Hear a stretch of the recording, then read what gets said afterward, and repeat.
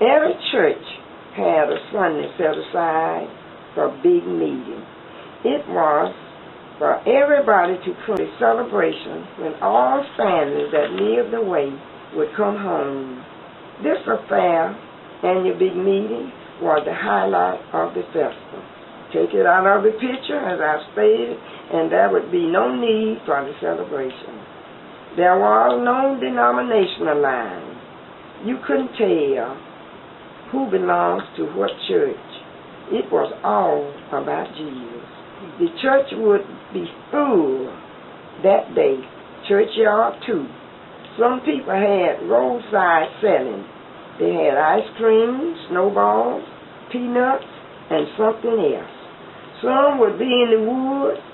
They all had their reason for being there.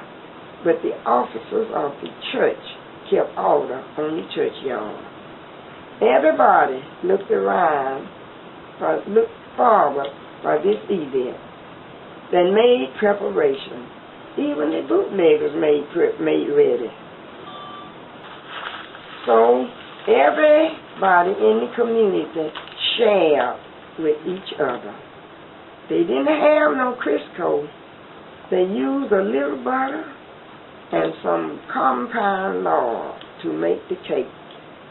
The cured meat was in the smokehouse to cook the collard greens, peas, and okra. Clothes out of the trunk to take food to church on a mule wagon. Very few cars. Everybody had their own box of food. The food was served on the outside on a long table outside the church under the tree. The church started in hearts of people, not in the building, that was made by hand.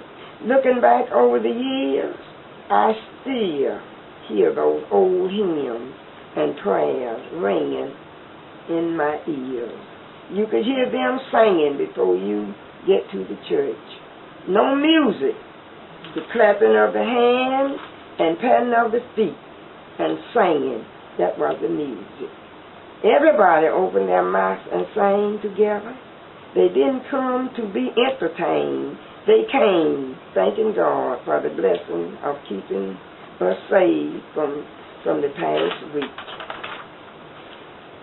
We look back from whence we come, and dignified and beautiful Black History celebration is deep in our affection, because being into our mind how far God has brought us from.